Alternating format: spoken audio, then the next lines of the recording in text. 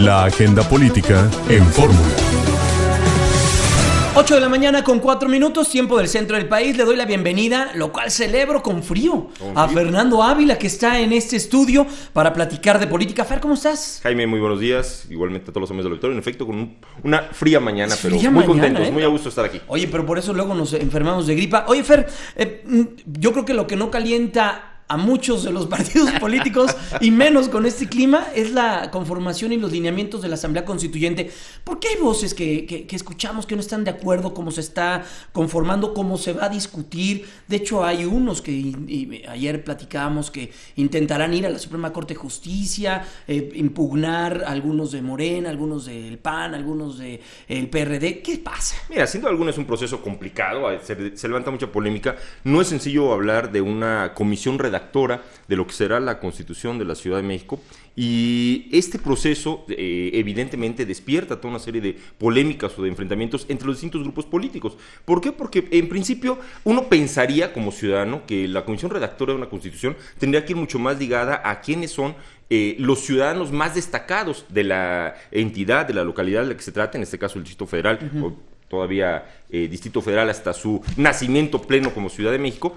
Y en ese esquema, sin duda alguna, pues en una ciudad donde habitan poco más de 11 millones de personas, existen muchísimos personajes que podrían ser parte de esta comisión redactora. Entonces, lograr este equilibrio entre todos esos personajes que pudieran realmente establecer un grupo de trabajo que deje satisfechos a todo el mundo es prácticamente imposible. Evidentemente, eso pensando que solamente nos interesara o les interesara el tema de la redacción de la Constitución y lo más equilibrado posible. Si entramos ya a cuáles son los trasfondos que puede tener la integración, por supuesto, que puede tener la integración de este grupo redactor, bueno, ya es todavía mucho más complejo el que puedan estar de acuerdo todos los sectores, todos los partidos políticos.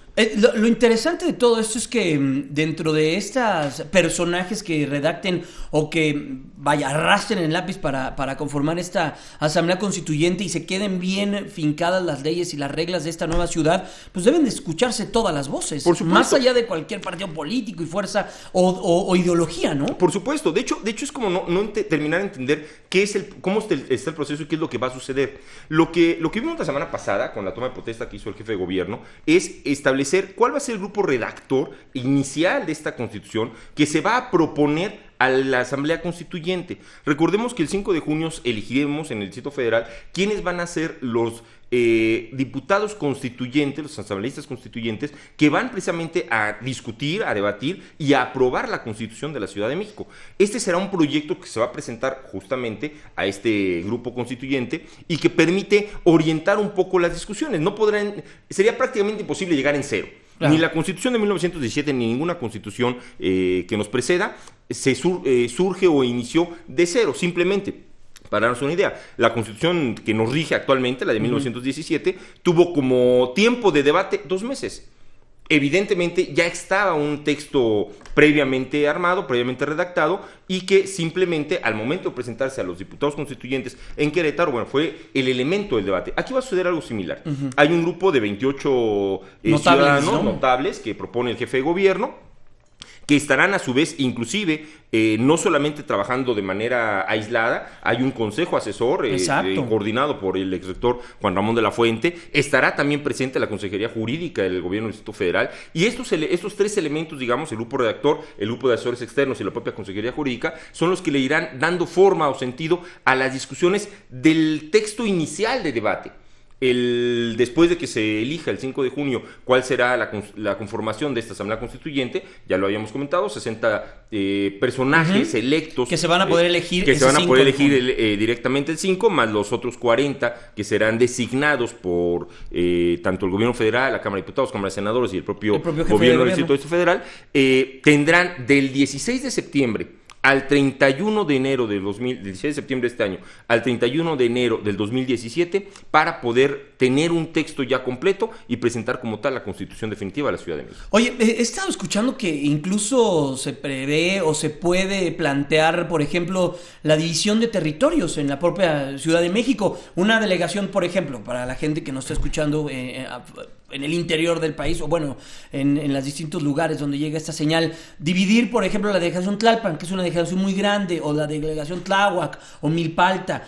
Vaya, eso también podría estarse discutiendo y redactando, pues. De hecho, será uno de los elementos primarios de la discusión. ¿Cómo vas a establecer tu territorio? Ese es uno de los elementos básicos iniciales de cualquier texto constituyente. El cómo, no solamente lo establecen, cómo lo divides. Hoy el Distrito Federal, Ciudad de México, se divide en 16 delegaciones que sin duda alguna podrían sufrir este cambio, esta transformación en menor o mayor medida. Y recordemos también que el hecho de que no van a ser municipios como tal, sino que van a ser alcaldías, también los deja un poco fuera de este esquema constitucional federal del país respecto de lo que es un municipio del artículo 115 constitucional, con cómo se tendrá que ajustar su característica particular como alcaldía en el caso de la Ciudad de México. Oye, y el interés que tienen algunas fuerzas políticas de impugnar esta manera de la cual se va a transitar hacia la Ciudad de México, ya legalmente hablando, puede pasar, puede tener consecuencias. Ayer platicábamos con gente de partidos políticos que nos decían que van a acudir hasta incluso la Suprema Corte de Justicia de la Nación,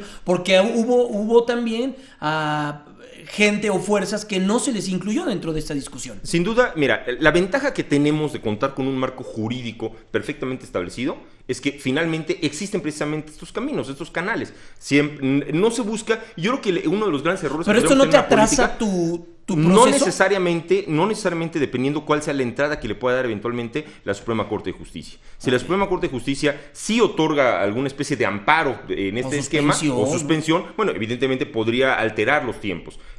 Veremos cuál es la definición de la Corte, pero insisto, lo importante aquí es que existen los canales adecuados para ello. Es lo que nos permite precisamente transitar en el marco completo de nuestro país por la vía de la ley y no por otro tipo de mecanismos o de acciones que busquen presionar ciertas decisiones. Esa es la gran ventaja que tenemos. Pensar en la unanimidad política sería el más grande error que podríamos caer. Hoy por hoy existen enorme cantidad de diferendos, de voces distintas.